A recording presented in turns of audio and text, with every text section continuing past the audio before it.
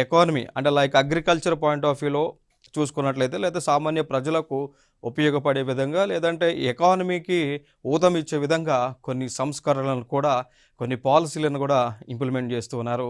అందులో భాగంగా మనం చూసుకుంటే రైతు రుణమాఫీ, దాన్ని లోన్ వేవియర్. సో రైతులకు రుణమాఫీ అంటాం. ఆ స్కీమ్ లాంచ్ చేశారు.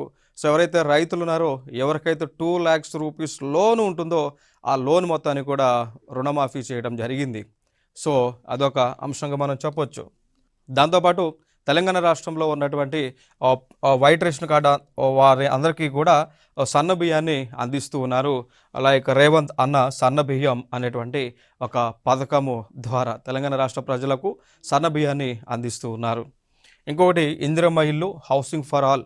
సో ఎవరైతే ఇల్లు లేనటువంటి వారు ఉంటారో సో వారందరికీ కూడా ఇల్లు నిర్మించడము, ఇల్లు సంబంధించినటువంటి ఇల్లు కట్టుకోవడానికి ఈ యొక్క ఫైనాన్షియల్ సపోర్ట్ను ఈ యొక్క స్కీమ్ ద్వారా ఇస్తూ ఉన్నారు.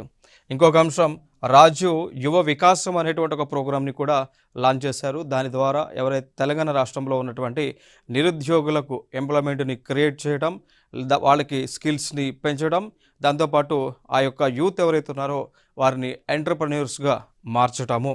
అంటే లైక్ వారిని ఇండస్ట్రీస్ పెట్టడానికి ఇండస్ట్రియలిస్టులుగానో ఎంటర్‌ప్రెన్యూర్స్‌గానో మార్చేటువంటి ఉద్దేశంతోనే ఈ యొక్క రాజు యువ వికాసం అనేటువంటి ఒక ప్రోగ్రామ్ని కూడా లాంచ్ చేశారు.